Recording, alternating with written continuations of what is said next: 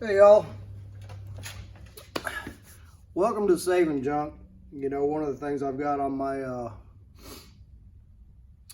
saying I've got on my front page, if you look at the page on YouTube, is putting old lost heaps on the road to redemption.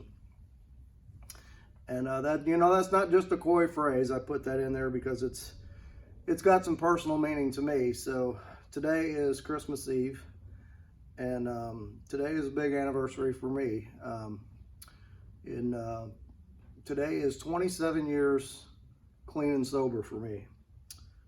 By the grace of God, by the help of a lot of good people, by the help of a couple of different 12-step programs, Narcotics Anonymous, Alcoholics Anonymous. Today's kind of a special one because I was 27 years old when I finally was able to get to a recovery program and make it stick and stay sober all these years. And was definitely a tough road. You know, one of the things we do in AA is, and I haven't been to meetings in a long time. You know, they say you have to go for the rest of your life, which I don't know if I completely agree with that or not. I changed my lifestyle and the people I hung out with, and got involved in my church, and got saved, and those are the things that have sustained me. Some people do go to 12-step programs for the rest of their life, and that's fine, but I'm not going to say that you absolutely have to do that to stay sober. But I think it's a great way to get yourself going and get yourself in the right direction. It's kind of a tough time of year for my family and us right now, because I just lost a niece a few days ago to addiction, 44 years old. So I just kind of asked for prayers for her adult children and our family and her family. I mean, we weren't close. She lived away from home up in New York, so I went and talked to her a few times over the last few years. But she was a beautiful person, and I just hated to see her struggle the way that she did. So if you would offer, and I'm not going to put her name out on YouTube, but if you would pray for that family, that would be awesome.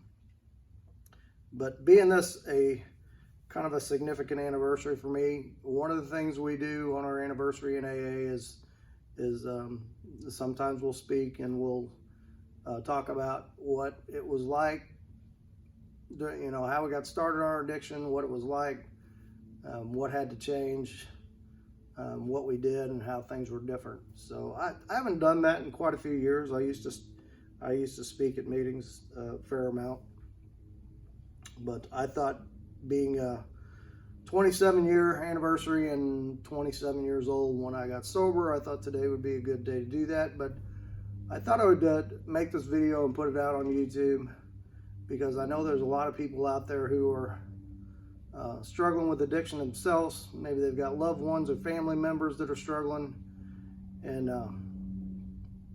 I don't have all the answers, and I'm not going to point at me and say, look how great I did, because there was a lot of failure along the way and a lot of struggles. But I'm giving credit where credit is due, and that's to the Lord.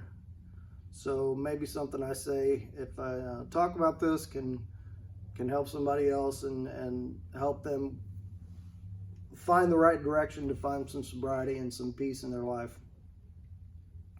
So anyway, I was raised in a big family in eastern Missouri, and I guess I was about my dad was a hard-working guy. He was a construction worker, a bricklayer. He's a World War II veteran, and he was an alcoholic, and he really struggled with, I think, a lot of the things that he saw and had to do in World War II.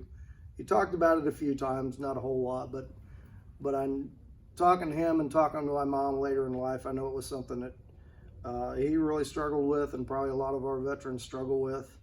And maybe the guys that were back in those days, it wasn't, back then men were men, and you didn't talk about your problems, you dealt with them yourself. So I'm sorry to say it was after my dad was gone before I really appreciated him and realized what a good man he was on the inside, and the good things about him that he did to support our family and teach me that hard work was important. And so there was a lot of good things there among the bad, but I'm not going to get so much into that. I wanted to talk about my journey. And I was raised in the 1970s, and there's a lot of recreational drugs back then. We didn't have the drug education we did now. So I guess I was about 11, 12 years old when me and one of my cousins started smoking marijuana. And up to then, I was a pretty good student. And over the next few years, as that increased and I started hanging out with more of the partying people, my drug use increased, my schoolwork decreased. Started using more and more recreational drugs, started using alcohol, and eventually got kicked out of two local high schools. And I thought, well, I don't, I didn't need an education. I could figure things out on myself. So I went ahead and tried doing a bunch of minimum wage jobs for a while, realized that wasn't the answer. And even in my state of addiction, I ended up going back to community college and getting a technical certificate, and somehow managed to keep myself in a job, even though I was in trouble at my job. Went through a lot of relationships, a lot of girlfriends. I played guitar. I played in a band on the weekends, so it was pretty much party, party, party all the time. And go to work and try to keep my job. And then when I was in my 20s, I met my first wife. She was kind of in the same boat I was, history of addiction. She had a 2-year-old little girl, and I don't know what it was about her and that little girl, but I just really fell for both of them. And I guess partially in the back of my mind, I thought that if I would take on that responsibility of being a dad and being a husband, then maybe that would help clear me up. Because at this time, I was starting to realize that I had a problem that I couldn't stop on my own. So we got married, and two addicts getting married, you can imagine how that went. And we had another kid, had a son together, and it just did not go well. We were happy when we had drugs. When we didn't have drugs, we were fighting and trying to kill each other all the time. Not physically, but fighting verbally a lot, and the kids had to put up with that. So it wasn't too long after we were married and after my son was born, I guess he was about a year old, that my father passed away. And at that time, I was really doing a lot of heavy narcotics,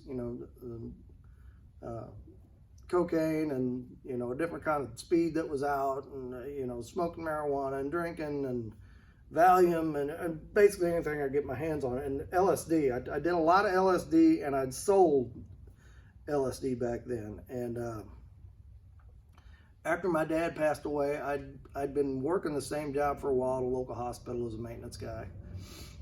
And him passing away really set off in me that I had a problem and needed to do something about it. But in my mind, my problem was that I had mental issues. I couldn't see that it was the drugs and the alcohol.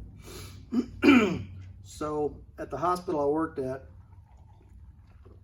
there was a mental health center, and I walked in there one day and I said, my dad passed away. I'm not handling it well. I think I've got mental issues, and what I wanted was some kind of other drug to make me feel better. And once they interviewed me, they said, well, we think you're an addict.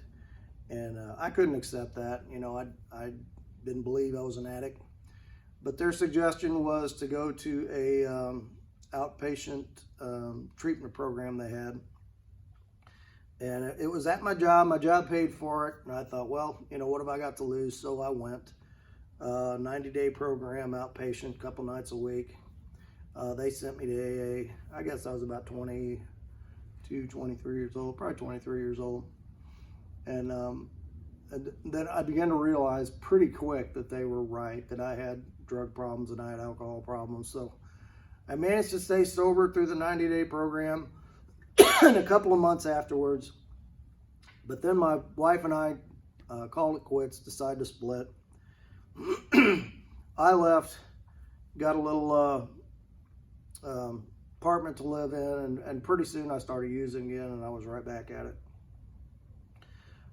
So over the next couple of years, it was used for a while, figure out that I need to do something, go back to AA, get 2 or 3 months, then start over again, start using a while. And it was just this back and forth. But it seemed like every time I picked it up again, it got worse, faster, and I was using more and more dangerous stuff. So I started using, so I'm about 26 at this time. And that year between my 26 and, or I guess from my 27th birthday to that December was like my worst, absolute worst stretch. Somebody turned me on to methamphetamine. I started using that. Was hanging out with this girl that sold that and used that. Was playing in the, still playing in the band. Wasted for days at a time, trying to be a dad, not doing a very good job. By this time, I'd lost my house. I was living back with my mom, and my poor mom was trying to take care of me. So in December of that year, December of 1994, I had had enough, and I got to the point where I thought, suicide is probably the only real answer. If I take myself out and I do an overdose and make it look like an accident, then my kids will get my life insurance from work. I won't be ruining their lives, and all the people I've been victimizing because of my addiction, they would be better off without me. And that's what I thought, and that's what I was planning to do. And I had planned it down to, I was going to have a big blowout New Year's Eve party with everybody over at my house, because my mom was going to be in Texas visiting my sister. So I was going to have the house to myself. She was probably going to Texas to get away from me, which I wouldn't have blamed her. But I thought, that's what I'm going to do. I'm going to set this party up. I'm going to make it look like an accidental overdose. I'm just going to take myself out, be done with it. And I almost had a peace about myself at that point. I thought, this is going to be over soon, and it's going to be better off for me, and it's going to be better off for everybody else. So fast forward to right before Christmas, I guess the 22nd, 23rd of 94, the girl I was dating, who was a mess like I was, in fact, her mom and dad had custody of her son. They were good Christian people, and her son was going to be in a Christmas play at their church. And this girl said, would you please go to this Christmas play with me at this church? She said, I don't want to go in there alone, and I gotta go because it's my kid. And something in the back of my head said, yeah, I probably need to go and make my peace with God before I do this. And I was raised in church, so I'd gone to Catholic school all my life. We went to church every Sunday, but I hadn't been in years. But my mom was always, well, we need to pray together. We need to pray together. And at this time in my life, I was not listening to her. I wanted nothing to do with God. I wanted nothing to do with prayer. But I agreed to go. So I went to this Christmas play, and as they did their little nativity scene and all that, the preacher got up there to talk, and actually he was preaching to the kids who did the play. They were sitting in front, and so he did, like, the first part of his sermon was for them, and he was telling them, about Jesus and how he had died for us, and there was nothing we could do that would, if we accepted him, there was nothing that we could do that would turn him away from us, that he would forgive our sins, he would cleanse us, he would give us a new life. And none of that was really clicking until he looked out in the crowd, and I swear he looked at me and he said, I know there's somebody out there today that is in a lot of pain, and that they need the Lord. And he said, I want you to know that whatever you've done in your life, that God loves you, and he wants to renew you, and he wants to make you his, and he wants to make your life better for you. So something came over me. I got on my knees and I said, Lord, I don't want to die. I don't want to leave my children, but I can't live like this anymore. So just please help me out of this. And I'll tell you, at that point, I was drinking every day. I was smoking pot every day. I was doing cocaine when we had it. I was doing meth all the time. I went home that night and I got the best night's sleep I've had in a while. And at that point, when we left the church, I don't know that I really felt anything hugely spiritual, like there was a big change. I just know I slept, and I hadn't slept in a while. But I got up the next morning, and something inside me said, this is it, I'm done. And I took hundreds of dollars in drugs and flushed it all down the toilet. And this is Christmas Eve of 1994, and there was a afternoon AA meeting at local church, and I went to that meeting. And that was the last day I ever used alcohol, any kind of drugs, any of it. It was complete quit from that point. I never went through any withdrawals. I never felt the urge to use again. To me, it was an absolute miracle. Now, there was a lot of things in my life that I had to work on. I was a liar. I was a cheater. I was a womanizer. None of that changed immediately, but the addiction stopped immediately, which was a miracle to me, and God put me in a position to where now I could listen and be teachable and start to work on the rest. And I started to listen and follow directions. I got a couple of good sponsors, very good, godly men who had been through a lot of what I've been through, who taught me how to, how to live, how to have a house and pay my bills, and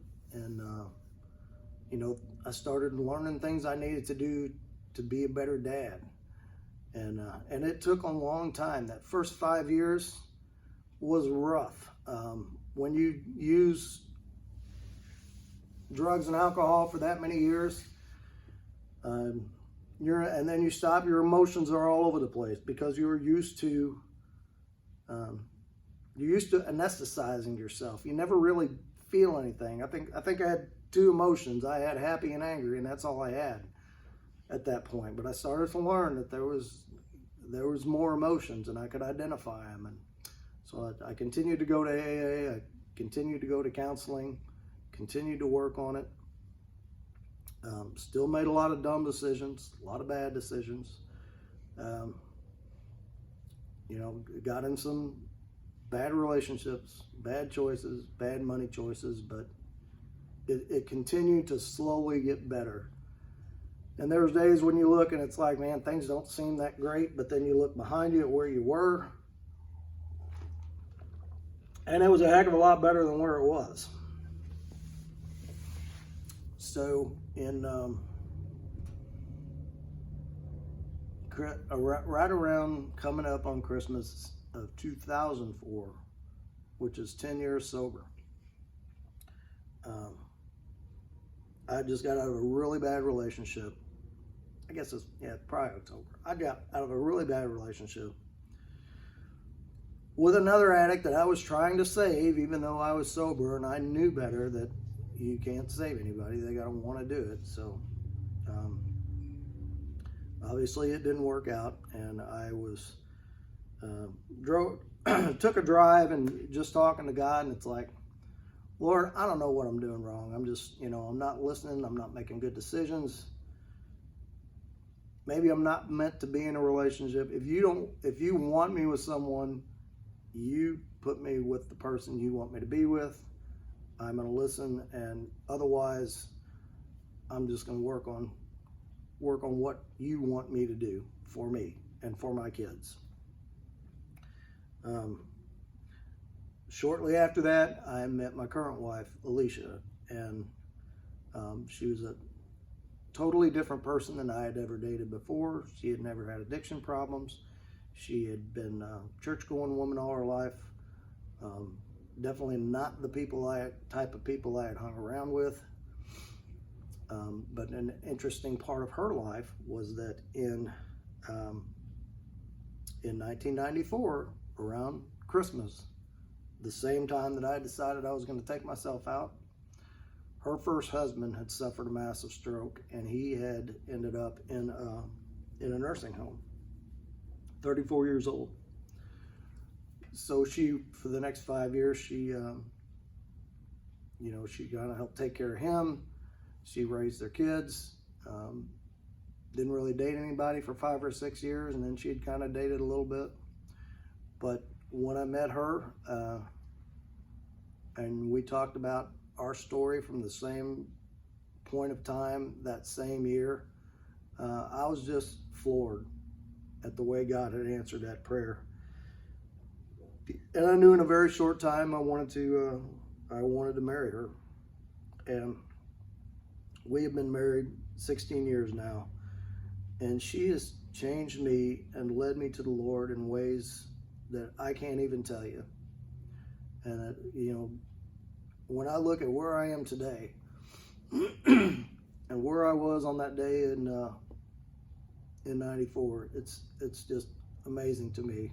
One, that I'm alive, and two, that I've been blessed with such an amazing life. And it's not because of what I did, it's because of obedience. All the times I wasn't obedient, things went to crap. Yeah, I had to get beat up a few times to realize that I just needed to listen to God and wait for the right answer. And when I did that, things were a lot better. So I'm not going to go on about that from that point on. I mean, we got a wonderful marriage. We got grandkids together. Life is completely different. But anybody that's out there today that's suffering, either you're suffering from addiction, or maybe you got a loved one that's suffering from addiction. If you've got a loved one suffering from addiction, first I want to tell you, you can't save them. There's no amount of money you can throw at them that's going to solve the problem.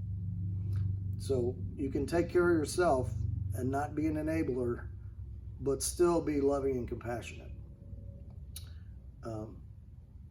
My mom had to learn that about me. She kept throwing money at the problem, and all it ended up was her not having any money, and me continuing on.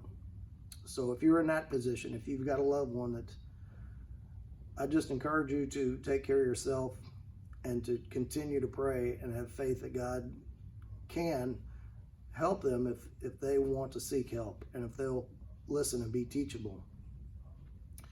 And if you're the one with the addiction, and you've tried a bunch of different rehab programs, and you try this and try that, I just want to encourage you not to give up.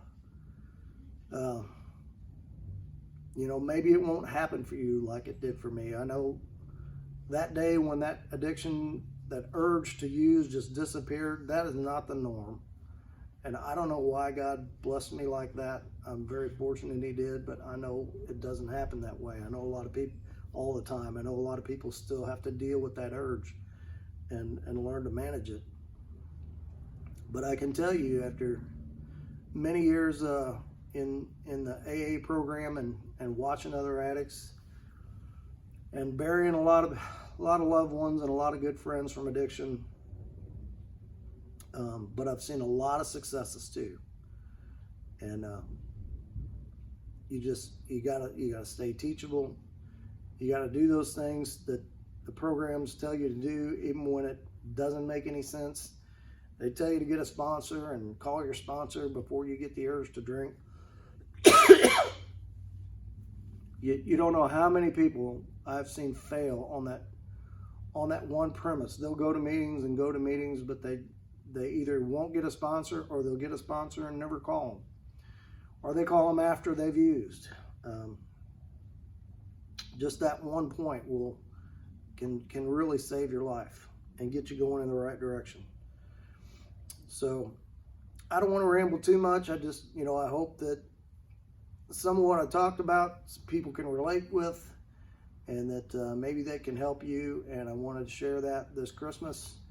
And if you got any comments, feel free to leave them. If you need some prayer, if you're the addict, you need some prayer. You're the loved one of an addict and you need some prayer. Hey, leave it in the comments. I would be happy to pray for you. Pray for a lot of people every day, and I would gladly put you on that list. But thanks for tuning in. I hope you all have a Merry Christmas. Like I said in the previous video, today is not about cookies and snowmen and Santa Claus and all that. It's about the Lord loving you enough to send a Savior to give you a path to heaven, and to help you make your life better while you're here. We all have our struggles, but He'll be right there with you during those struggles if you'll just let Him. So God bless you all. Thanks for tuning into the channel, and we'll be back on that truck pretty soon and back on this car pretty soon. So that's all for today. Thanks.